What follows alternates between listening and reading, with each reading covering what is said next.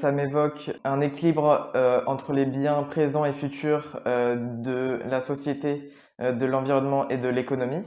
Je pense aux objectifs de développement durable, comme le respect des sexes, l'écologie, la lutte contre la faim. On limite nos déchets, qu'on consomme moins et qu'on soit plus responsable. Ça fait plaisir d'entendre Alicia et Émile s'exprimer sur ces sujets. Ils ont cité quelques-uns de ces enjeux vraiment très importants, bien sûr, les problématiques écologiques, la faim dans le monde, l'égalité homme-femme et d'autres sujets.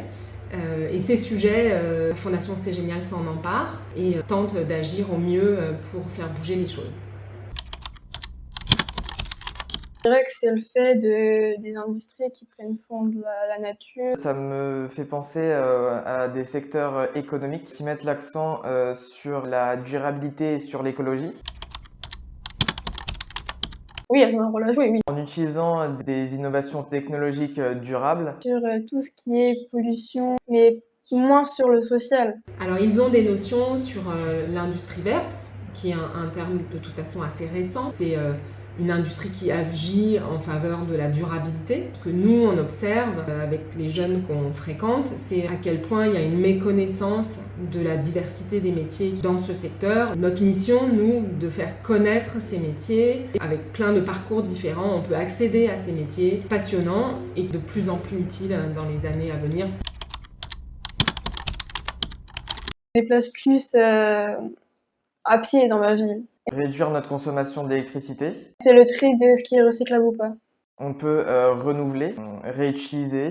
Aussi, évidemment, on peut éduquer et sensibiliser. Pour atteindre la neutralité carbone en 2050, on n'ira pas assez vite avec la technique. Il y a vraiment besoin de faire des changements assez profonds dans nos habitudes. Et l'industrie a un rôle très important à jouer, voilà, à la fois scientifique et technique, et à la fois sur la façon dont on organise les choses. Et une autre chose qui me semble importante de dire, c'est la question de l'égalité homme-femme et la question de la mixité dans ces métiers.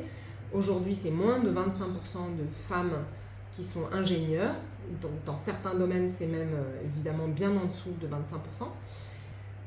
Faire ces changements en se dispensant de la moitié de l'humanité, c'est grave en fait. Et pourtant, il y a des métiers vraiment intéressants, des enjeux considérables et dans lesquels il y a vraiment beaucoup de place pour beaucoup de jeunes.